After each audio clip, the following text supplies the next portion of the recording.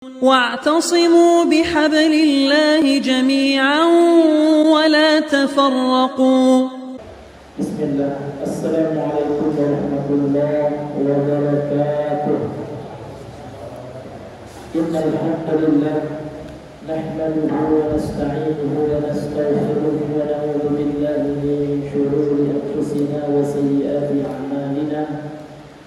من يهده الله فلا مضل له ومن يضلل فلا هادي له. أشهد أن لا إله إلا الله وحده لا شريك له وأشهد أن محمدا عبده ورسوله صلى الله وسلم عليه وعلى آله وأصحابه وسلم تسليما كثيرا.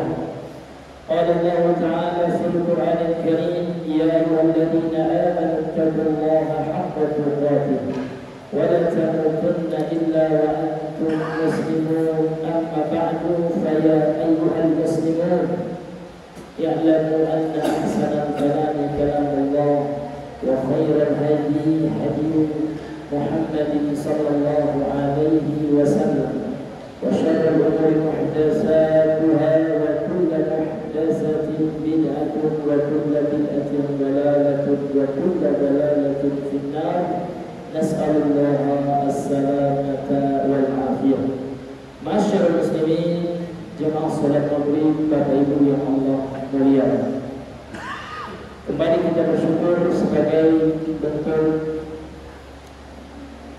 wujud terima kasih kita kepada Allah Subhanahu wa taala sebagai mukaddimah dan dahuluan dari setiap khutbah, setiap ceramah dan setiap pengajian diawali dengan rasa syukur kita kepada Allah Subhanahu wa taala. Karena sudah menjadi sebuah kewajiban bagi kita untuk bersyukur kepada Allah Subhanahu wa taala.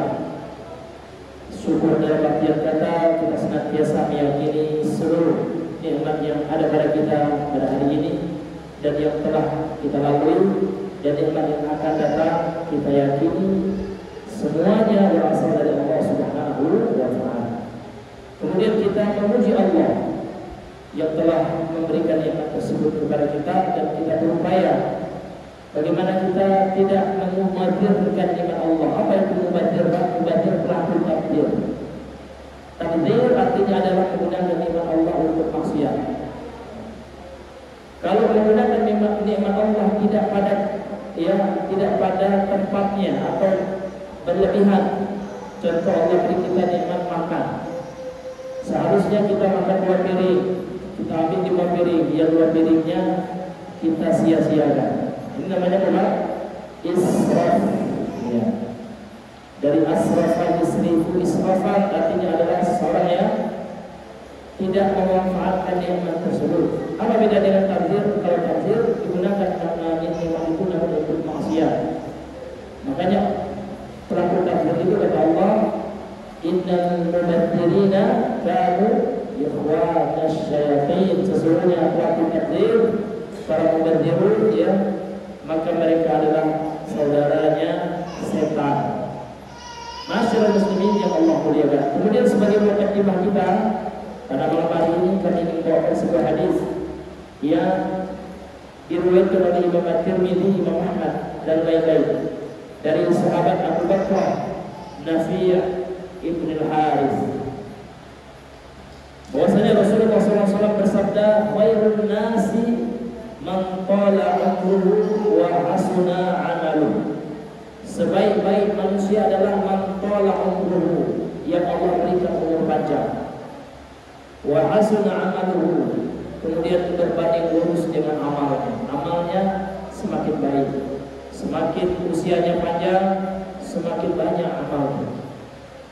Wa syarrun nasi, dan seluruh manusia man qala umruhu, yang Allah berikan panjang usia, umur yang panjang, wa sa'a amaluhu, akan tetapi amalannya berbanding terbalik, semakin tua semakin bertingkah laku yang buruk. Semakin tua tidak ingat akhirat, semakin tua semakin menjadi tua-tua lagi, semakin tua dan semakin ini adalah yang Allah muliakan. Maka hadis ini sebagai proteksi bagi kita. Mungkin dahulu ketika kita muda, Alhamdulillah kita bisa baca Quran. Jangan sampai ketika bertambah usia kita, ya, kualitas dan kuantitas ibadah kita berkurang. Khawatir kita nanti termasuk ke dalam syarrun nas, manusia yang paling buruk. Bertambah usianya, berkurang amalannya, atau bertambah buruk perangainya. Maka untuk itu, semakin Allah tambahkan usia kita, mari kita jalani usia kita untuk semakin baik dalam amalan kita. Jangan sampai Pak, maaf, sebagian orang dahulu di pesantren kan Pak, sama orang tuanya masuk pesantren, masya Allah, ibadahnya di pesantren dia terjaga, sholat lima waktunya di masjid, kemudian ada sholat tahajud, ada sholat witir, ada sholat duha, bahkan proses Senin Kamisnya, masya Allah, Senin Kamisnya. Tapi Pak, ketika keluar dari pondok, tidak ada. Subuh aja jam 6:30, tapi pagi. Itu saya dapati ada beberapa, saya nggak mengatakan banyak, tapi saya pernah mendapati yang seperti itu. Khawatir terancam dengan hadis ini, maka anak kita hati-hati. Ya, kalau anak kita dahulunya kita pondokkan, tanamkan kecintaan anak kita kepada Islam. Jangan dia terpaksa. Kenapa anak yang lulusan pondok kemudian keluar pondok nakalnya minta ampun bahkan tidak sholat lagi? Karena ketika masuk pondok itu tidak terangkat dengan rasa cinta, namun merasa terpaksa dan takut sama orang tua. Makanya metode pendidikan Nabi itu anak-anak itu diberikan pemahaman, kemudian dimotivasi, dibuat dia senang dulu, cinta dulu terhadap agama ini. Karena kalau seandainya agama ini dibangun atas 3 fondasi, maka dia akan menjadi insan yang ikhlas. Apa itu? Itulah yang disebut oleh para ulama dengan arkanul ibadah. Yang pertama al-mahabbah. Jadi ibadah yang kita lakukan ini Pak, dibangun di atas kecintaan dulu. Jadi kita sholat untuk apa? Kita cinta kepada Allah. Jadi bagaimana untuk menumbuhkan rasa cinta itu Pak? Ingatkan anak-anak kita terhadap yang nikmat Allah, terhadap kebaikan Allah, terhadap kedudukan Allah, kebesaran Allah, keagungan Allah. Itu yang akan menumbuhkan rasa cinta. Yang beri kita rezeki siapa? Allah. Yang kasih kita minum sekarang kalau tidak Allah. Yang menciptakan air, yang menurunkan air dari langit, ya kan? Kemudian yang menumbuhkan air di mata air, yang mengalirkan sungai, kalau bukan Allah kita tidak akan bisa lah. Kita tanamkan Pak. Karena kalau anak itu sudah penuh rasa cinta, Pak, maka dia beribadah itu tidak ada lagi kena paksaan. Kemudian yang kedua, rasa harap, ar-raja. Jadi tumbuhkan pada anak kita betul-betul dia hanya berharap kepada Allah, berharap ampunan Allah. Ketika bermaksiat jangan pernah putus asa dengan ampunan Allah. Kemudian yang ketiga, khauf. Ini ulama mengatakan 3 rukun ibadah. Tanamkan rasa takut kepada anak kita terhadap Allah Azza wa Jalla. Ini metode pendidikan yang dicatat bagi ibu-ibu ya, bagi bapak-bapak juga, dengan ibu-ibunya tak diajarkan. Bapak juga ya, tanamkan ke anak kita 3 ini Pak. Tanamkan rasa cintanya kepada Allah. Sembari kita doakan ya Allah jadikanlah anak orang yang cinta kepada Allah.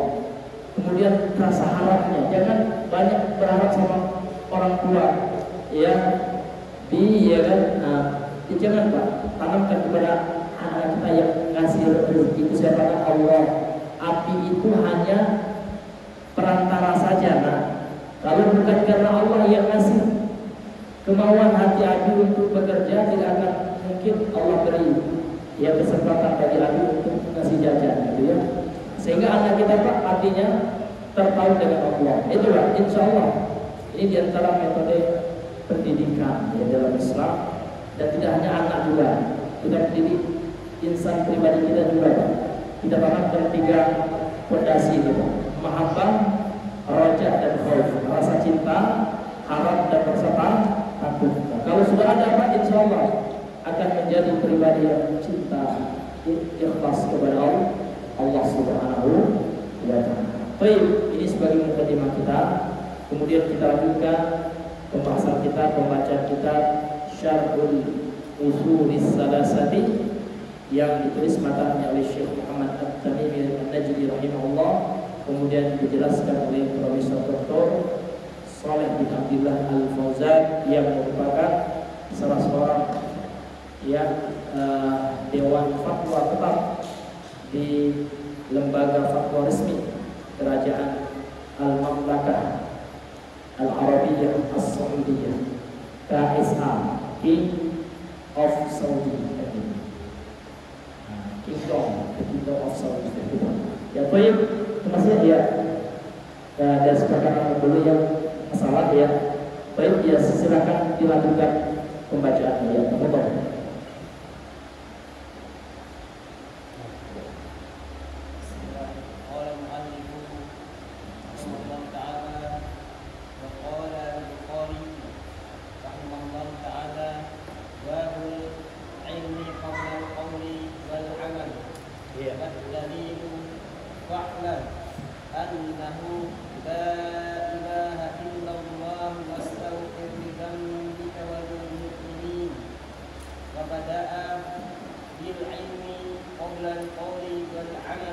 Iya, asyarah sampai ini ya sampai mana?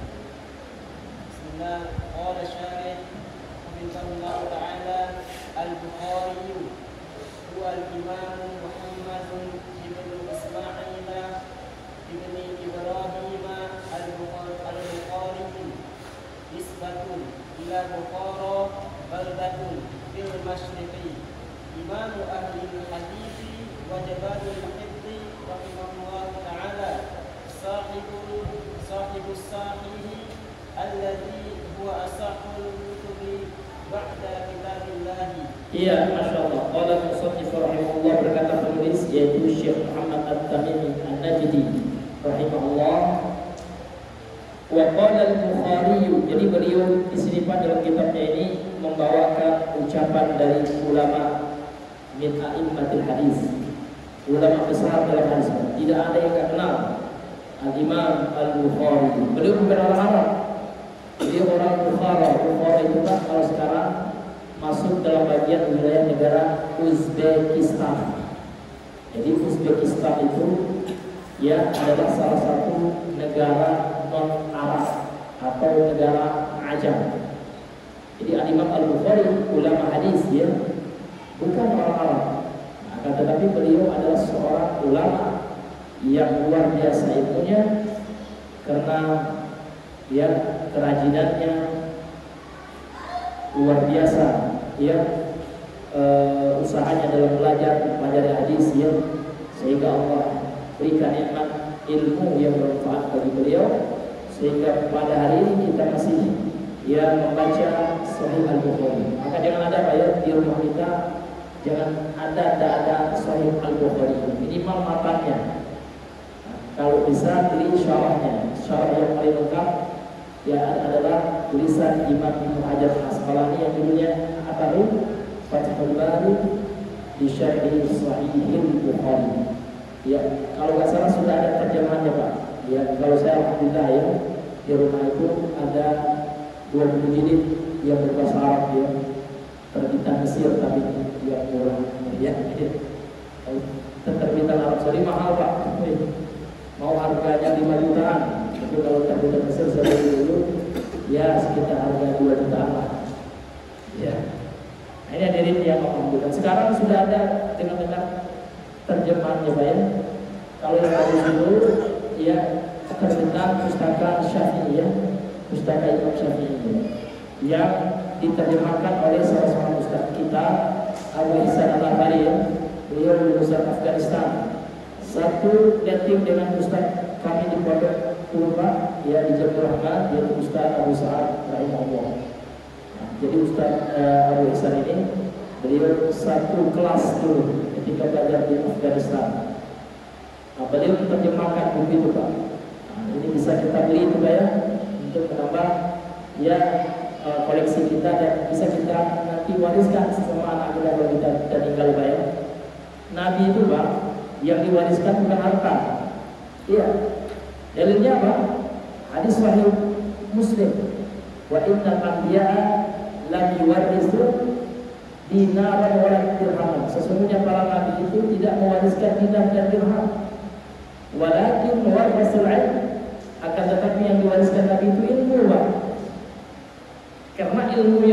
Tuhan itu akan selalu mengalir kepada kita pahalanya ketika kita ajarkan kepada anak kita. Nah, ini yang ibu-ibu, masya Allah ya, karena yang para umahat ibu-ibu hampir bekerja bersama anak, maka kesempatan besar untuk apa? Untuk meraih pahala jariah itu berupa pengajaran ilmu yang bermanfaat. Kalau ingin mencetak anak yang cerdas, berakhlak, rakyat ibunya. Kalau ibunya yang salihah, yang baik, insya Allah. Karena anak itu cerminan daripada orang tua, terutama ibu. Karena ibu adalah al-madrasatul ula, madrasah yang pertama bagi anak ibu. Al-um ya, kata Imam Syafi'i, al-um hiya al-madrasatul ula fi tarbiyatil aulad. Ibu itu adalah madrasah yang pertama, tempat pendidikan yang pertama dalam didik anak. Imam Syafi'i itu Pak terlahir yatim. Imam Syafi'i yatim beliau, namun ibunya yang mengajarinya, kemudian ibunya yang memfasilitasinya, bimbingnya dan mengarahkannya belajar kepada para ulama, termasuk beliau belajar kepada Imam Darul Hijrah. Siapa itu? Imam Malik bin Anas, masya Allah, imam besar, sahibul madhab, dia banyak Maliki. Luar biasa Pak Imam Malik ini, masya Allah. Ini diantara guru Imam Syafi'i. Imam Syafi'i sebelum belajar kepada Imam Malik itu sudah menghafal buku Imam Malik yang materi yang akan diajarkan ini. Kalau kita cuma baca Imam Syafi'i hafal, subhanallah, luar biasa. Manusia tercerdas di masanya. Al-Imam Muhammad bin Idris Asy-Syafi'i. Syafi'i itu Pak nama buyutnya itu. Nama aslinya adalah Muhammad bin Idris Asy-Syafi'i rahmatullah alaihi. Bapak Ibu yang Allah muliakan, kembali kita kepada pembahasan kita.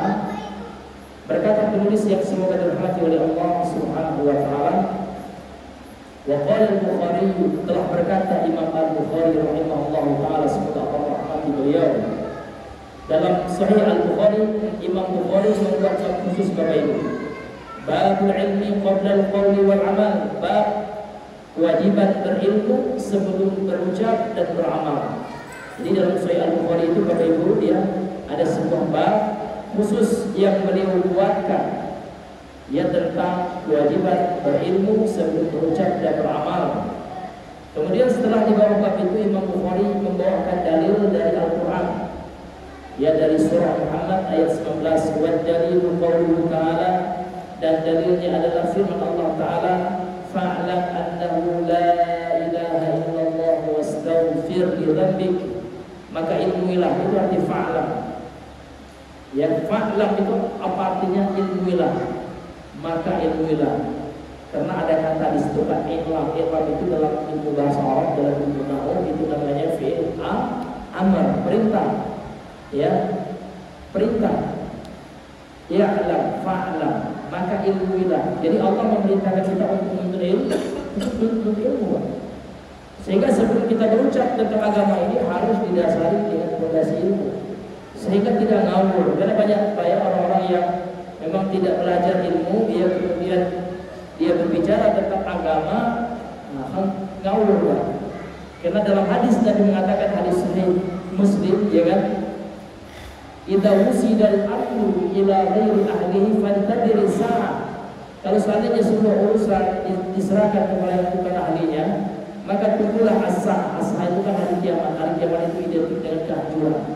Sehingga diartikan hadis ini, barang siapa yang memberikan sebuah urusan kepada yang bukan pakarnya, bukan dia ahli di bidangnya, gitu ya, dia tidak belajar agama, namun dia membahas agama, maka akan menimbulkan kerusakan dalam bidang apapun.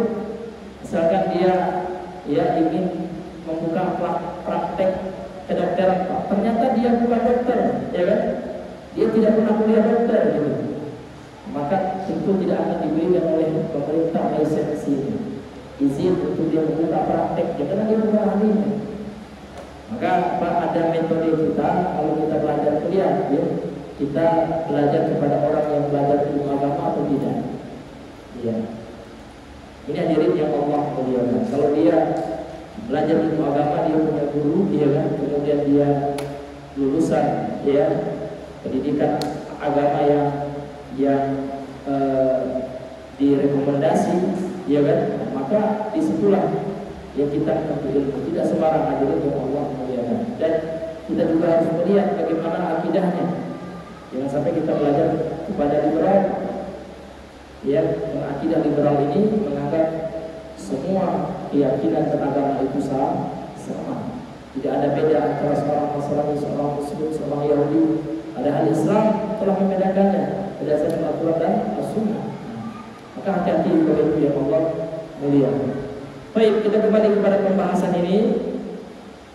Dalam ayat ini Allah memerintahkan kepada kita annahu la ilaha illallah, berilmu. Berilmu tentang apa? Tentang mentauhidkan Allah. Annahu, sesungguhnya dia, yang dia Allah. Allah itu la ilaha illallah, tidak ada ilah sesembahan Tuhan yang patut disembah illallah, kecuali Allah saja. Wastaghfir li dzambika, dan mohonkanlah ampun terhadap dosamu, walil mu'minina wal mu'minat, dan bagi orang-orang mukmin yang laki-laki dan yang perempuan. Sehingga ayat ini menjadi dalil kebolehan kita memohonkan ampunan bagi kaum muslimin dan kaum muslimat, baik yang masih hidup wal amwat, maupun yang sudah wafat, yang sudah meninggal. Masyarakat muslimin yang Allah muliakan. Kemudian kata penulis yang Allah muliakan dan Allah rahmati, semoga Allah rahmati beliau mengatakan fabada bil ilmi, maka dalam ayat ini Allah memulai dengan ilmu, Pak. Perintah untuk berilmu. Dalam surah Muhammad ayat 19 dia, fa'lam, Allah mulai dengan ilmu. Fa'lam, berilmulah, tentulah ilmu kan itu arti fa'lam. Ya. Qabla al-qawli wal amal, sebelum berucap dan beramal. Masyarakat muslimin yang dimuliakan oleh Allah Subhanahu wa taala. Kemudian pensyarah kitab Asy-Syarihu Hafizahullah berkata, Asy-Syarih penjelasan. Siapa Al-Imam Al-Bukhari itu, Pak? Al-Bukhari itu nama panggilan beliau, atau dalam istilah orang Arab disebut istilah laqab.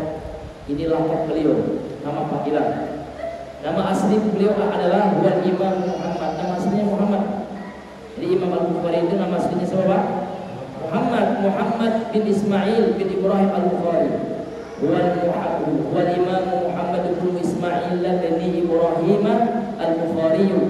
Dia adalah al-imam, seorang imam, ya. Muhammad bin Ismail bin Ibrahim Al-Bukhari nisbatun ila Bukhara. Sementara panggilan beliau Al-Bukhari ini adalah ya penyandaran kepada negerinya yang bernama kota Bukhara. Dan kota Bukhara itu sampai sekarang masih ada. Ya, kalau Bapak misalnya pernah pergi ke Uzbekistan, ada Pak? Ya, kota Bukhara sampai sekarang. Baldatun fil masyriq, sebuah negeri yang berada di sebelah timur, ya, dari Arab Saudi, bagian timur dari Arab Saudi. Imam ahli hadis, beliau seorang imam ahli hadis. Wa jabalul hifzi, gunung dalam hafalan. Allah, beliau ini luar biasa. Ya, hafalannya cepat, hilangnya lambat. Kalau itu beda ya. Hafal lambat, lupa cepatnya baik. Ya, subhanallah. Mungkin karena dosa kita yang banyak di zaman sekarang ya. Karena zaman sekarang di mana-mana Pak, lihat media sosial muncul iklan ibu-ibu kurang pakaian. Nah, bahkan yang paling miris Pak, saya kemarin ya lihat berita dari detik.com gitu ya. Na'udzubillah, ya, rusak agama, rusak akhlak, berantakan Pak. Ada saudara kita, ya, saudara kita yang doyan maulid Pak, diundangnya artis, ya, di acara itu, pakaiannya dari atas kuku naik Pak, ya, seperti celana rawang bilang. Ada lihat di detik.com, na'udzubillah, jangan dilihat juga Pak. Namun kita ambil ibrah, jangan dilihat Pak. Namun kita ambil ibrah parah. Embel-embel agama dia dengan maksiat. Kalau dibilang iya, aku katanya acara maulid Nabi, tapi artis yang undang. Ya, alhamdulillah, gitu ya. Gak pakai jilbab Pak, pakai yang lebih parah daripada artis K-pop lagi. Artis K-pop adalah pajak bagi enggak. Alhamdulillah ya Allah, gitu. Sering kita zaman sekarang ya. Iya, bagaimana ingin mengambil pelajaran? Katanya kan gitu, untuk mengambil pelajaran dari Nabi. Nabi marah, maka nanti melihat seperti itu. Wanita yang buka aurat seperti itu, ya kan? Goyang-goyang lagi.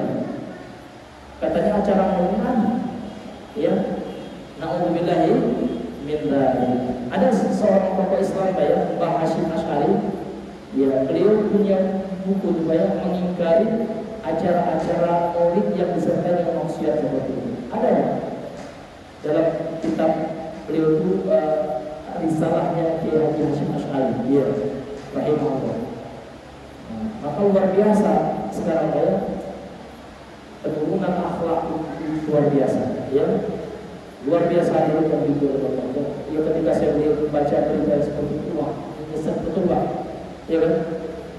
Alhamdulillah. Jadi kemana lagi anak muda kita akan mengambil apa? Mengambil pijakan arah akhlak gitu ya. Acara yang katanya acara agama ya, maka sudah disusupi dengan hal yang bermaksiat seperti itu. Alhamdulillah. Ngeri Pak. Baik, kemudian kita lanjutkan. Kemudian beliau adalah sahibus sahih, pemilik kitab as-sahih ya. Sahih ya Al-Bukhari. Jadi judul kitab beliau Sahih Al-Bukhari, tapi itu bukan karangan beliau Pak. Enggak. Sahih Bukhari itu hadis murni hadis. Beliau hanya menyampaikan sanad dan matan hadis. Jadi dalam Sahih Bukhari itu kita akan jumpai nama-nama perawi ya Pak ya. Itu namanya sanad. Silsilah perawi hadis itu. Ya, yang sampai nanti kepada Rasulullah. Dari sahabat tabi'in atau tabi'in sampai kepada Imam Al-Bukhari bersambung itu sanad. Kemudian matan hadisnya juga.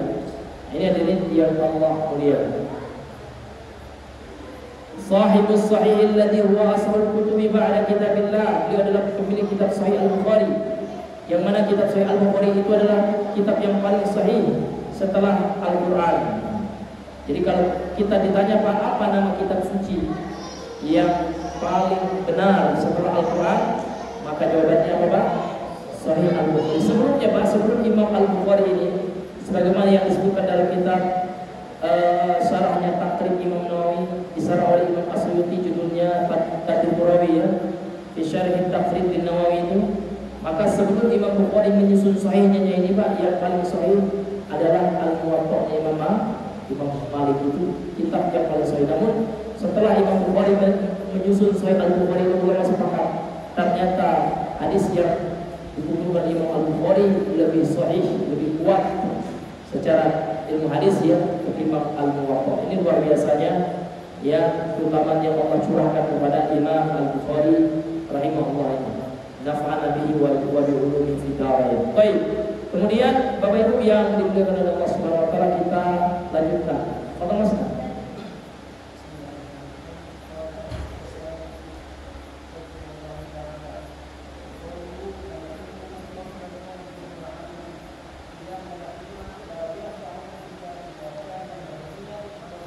Iya.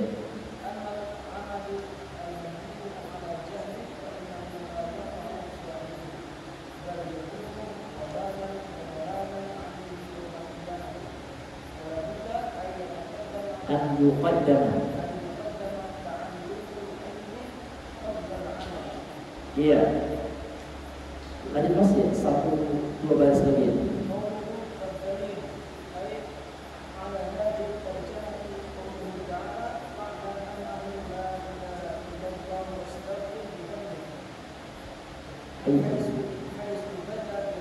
Iya. Kemudian pada suara kita melakukan qala syarih rahimahullah, Syekh Shalal Fauzan melanjutkan qauluhu, ucapannya, yakni ucapannya Imam Al-Bukhari. Jadi Imam Al-Bukhari mengatakan al-ilmu qabla al-qawli wal amal, berilmu sebelum berucap dan beramal. Kenapa beliau menegaskan atau menekankan ilmu Pak? Ini alasannya. Di annal amala, karena amalan itu la yanfa'u illa idza kana mabniyan 'ala 'ilmi. La yanfa'u, tidak akan bermanfaat.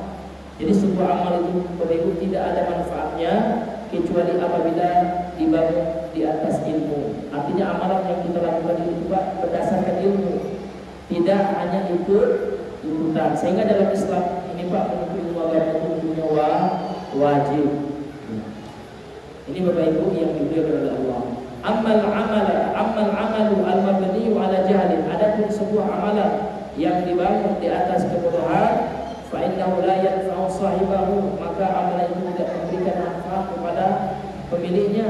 Bal yakuna wabalan wa dhalalan, bahkan amalan itu akan menjadi menjadi ya sesuatu yang akan memberatkannya dan yang akan menjadi kesesakan baginya atasnya, alaihi atasnya yaumul qiyamah, pada hari kiamat. Jadi ilmu amalan itu Bapak Ibu wajib didasari atas ilmu, gitu ya.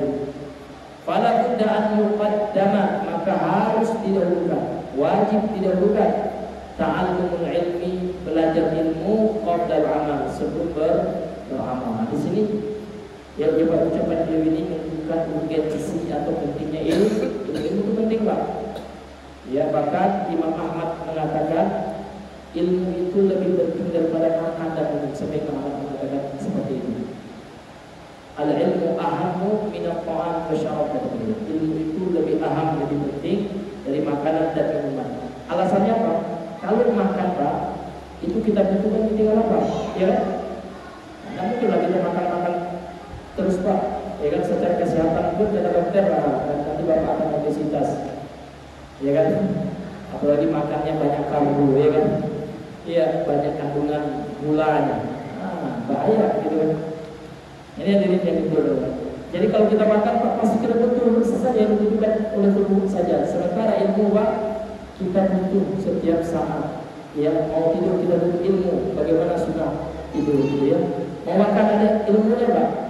Sumber makanannya harus yang halal, ya, cara makannya dengan mengawali dengan membaca bismillah. Ya, ada ilmu semuanya. Masih ada ilmunya juga dalam Islam. Bahkan suami istri saja, maaf, ya kan, yang pengantin baru ada ilmunya, Pak.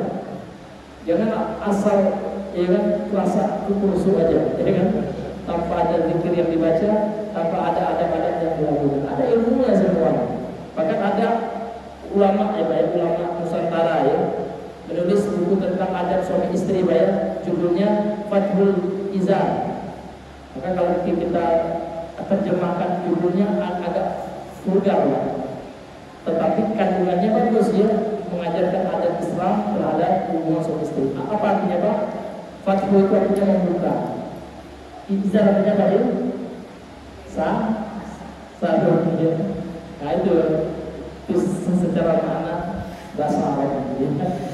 Ada ya ulama yang menulis seperti itu, Pak. Yang ini hadirin yang dimuliakan oleh Allah SWT, dan buku itu mengandung fikih bagaimana ya kan, cara ya bermuamalah atau berinteraksi suami istri. Ada ilmunya, semuanya ada ilmu yang dimuliakan oleh Allah Subhanahu wa taala. Qauluhu, dan ucapan beliau, wa dalil, ucapannya Imam Al-Bukhari. Imam Al-Bukhari setelah mengucapkan bab ya, babul ilmi yang qabla al-qauli wal amal, bab berilmu sebelum berucap dan beramal. Setelah itu beliau bawakan dalil. Ai ala hadhihi tarjamah, yaitu atas judul bab. Ini makna tarjamah itu judul bab yang beliau tuliskan, di bawahnya beliau sebutkan dalilnya. Beliau bawakan dalil dari Al-Quran. Allah Ta'ala, firman Allah Ta'ala, fa'lam annahu la ilaha illallah wastaghfir li dzambik, haitsu tatkala Allah Azza wa Jalla bada bil ilmi, memulai ya ayat ini dengan perintah menuntut ilmu. Ini hadirin yang Allah muliakan. Ya, baik, lanjut dalilnya. Wa qauluhu ta'ala wastaghfir, hadza huwal amal. Wa bada'a subhanahu bil ilmi qabla al-amali li'anna al-amala idza kana 'ala jahlin wa innahu la yanfa'u sahibihi. Wa yabda'u al-insanu bil ilmi awwalan thumma ya'lamu bima 'alimahu. Hadza huwal asas. Iya. Kemudian ayat ini memulai dengan ilmu, ya, bada'a bil ilmi. Mana itu fa'lam. Jadi ayat ini Allah mulai dengan kewajiban perintah untuk ilmu, itu fa'lam. Jadi bagaimana pendalilan Imam Al-Bukhari ini, Pak? Karena Imam Bukhari mengatakan ya bada bil ilmi qabla al-qawli wal amal, ya al-ilmu qabla al-qawli wal amal. Beliau mengatakan ilmu itu didahulukan, diwajibkan sebelum berucap dan beramal. Dari mana sisi pendalilannya kan itu? Maka inilah diterangkan oleh persoalan kita ini sisi pendalilan Imam Al-Bukhari. Allah Ta'ala, firman Allah Ta'ala, wastaghfir, Hadza wal amal. Dan beristighfarlah, mohonlah ampunan. Dan beristighfar itu Pak, ini bentuk amalan. Sehingga amalan itu setelah ilmu, karena sebelumnya Allah perintahkan untuk berilmu baru beramal. Ini dalilnya. Hadza wal amal. Istighfar itu adalah amal.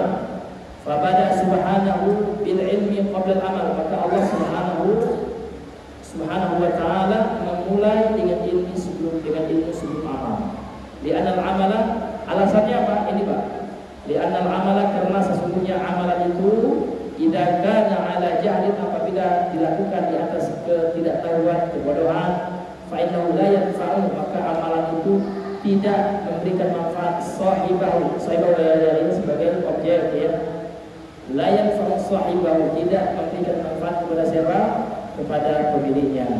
Sehingga fayaqul insan, sehingga seorang manusia wajib ya memulai bil ilmi awalan, dengan menuntut ilmu pertama kali. Ini Pak, wajib kita dulu beramal, berilmu ya, menuntut ilmu pertama kali.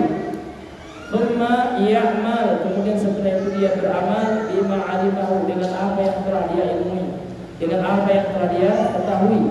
Hadza huwal asas, inilah dasar dalam beragama. Jadi agama ini Bapak Ibu dimulai dengan ilmu Pak.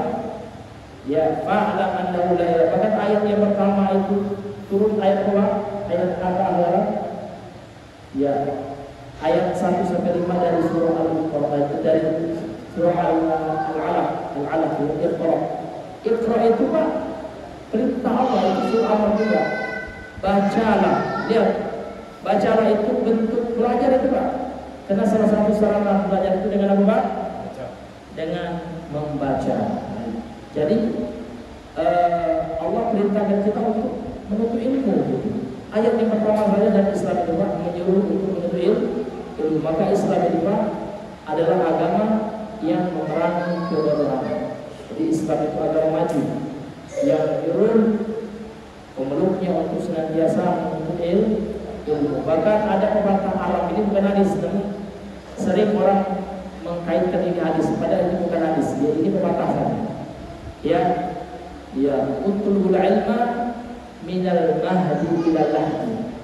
Tentulah ilmu itu dari buaya sampai ke lahan. Lahan itu lubang di kuburan itu, lubang lahan kan gitu.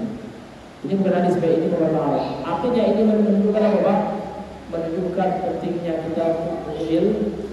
Dan untuk ilmu agama itu Pak tidak ada batas usia, ada Pak. Ya, kemauan saja. Ya, bahkan ada saya mendengar informasi Pak ya, di Jogja itu Pak ada peserta kelas bahasa Arab itu seorang kakek ya, usia 60 tahun. Tapi Masya Allah tidak pernah absen, dia semangat, ya Masya Allah. Di Jakarta Pak ada seorang dokter, sudah usia lanjut juga, anaknya juga dokter. Anaknya ada IG-nya Pak, dokter jantung dia, dokter body. Ya, spesialis jantung. Ayahnya ya kena sudah pensiun, ya kan, ayahnya itu dokter juga. Sekarang sudah mantan dokter lah gitu ya. Kena sudah uzur. Masya Allah Pak, usianya sudah 60 lewat, namun masih semangat. Dia belajar tahsin dulu, kemudian belajar bahasa Arab. Masya Allah. Kemudian menghadiri pengajian tidak pernah absen ya kan. Karena sering diposting oleh anaknya dokter body ya di IG-nya gitu. Ini sebagai motivasi Pak, ini udah tua gitu, Masya Allah semangatnya belajar bahasa Arab gitu. Karena niatnya saya ingin mati katanya kan, meninggalkan dunia ini, tapi saya paham apa yang saya baca dalam Al-Quran tanpa lihat dan paham. Kalau Bapak sudah paham, Bapak baca Al-Quran paham artinya tanpa lihat terjemahan, Masya Allah. Artinya bahasa Arab yang Bapak itu sudah ada nilai-nilainya, sudah ada buahnya. Iya. Sehingga kita lebih khusyuk Pak. Karena kalau kita paham sesuatu yang kita ucapkan itu Pak, lebih fokus kita, lebih kita nikmati Pak. Tapi kalau tidak paham Pak, ada teman Pak, imamnya nangis kan, dia nangis juga katanya, Masya Allah. Habis itu curhat ya Pak, saya juga nangis Ustaz. Kalau orang nangis mungkin kena paham maknanya, tapi saya nangis juga, Allah mengaku saya tak paham Allah, apalah hati ya Allah gitu ya. Sampai nangis juga, apalah yang dibaca artinya gitu ya. Jadi itu manfaat kita belajar bahasa Arab. Ya, kita minimal kita tahu apa yang kita baca ketika sholat dan tahu makna ayat yang kita baca. Qul huwallahu ahad. Minimal ayat yang itu tahu kita ini. Katakan ya. Wallahu ya Allah yang Esa. Ya Allahus Samad, Allah tempat kita bergantung. Nanti soal itu banyak lagi tafsir ya. Dan seterusnya. Al-Fatihah ini rukun sholat. Tidak ada yang tidak boleh, tidak ada yang tahu arti Al-Fatihah. Ya, bagaimana sholat kita tak khusyuk ya? Al-Fatihah saja kita nanti tidak tahu. Itulah manfaat kita belajar bahasa Arab. Minimal kita memahami setiap bacaan yang kita baca ketika sholat. Subhanallah, luar biasa. Jadi ini akan mendukung kekhusyukan kita ketika sholat sehingga kita mendapatkan janji Allah dalam surah Al-Mu'minun ayat yang kedua. Alladzina hum fi salatihim khashi'un, ayat yang pertamanya qad aflahal mu'minun. Beruntunglah orang yang beriman itu alladzina hum fi salatihim khashi'un, yaitu orang-orang yang dalam salatnya khashi'un, khusyuk mereka, paham mereka ayat apa yang mereka baca. Wallahu ta'ala a'lam bishawab. Karena sudah masuk waktu siapa ya? Ya kita cukupkan sampai di sini. Mudah-mudahan yang singkat ini bisa bermanfaat, terutama bagi kami yang menyampaikannya. Subhanallah wa bihamdika asyhadu an la ilaha illa anta astaghfiruka wa atubu ilaik. Assalamualaikum warahmatullahi wabarakatuh.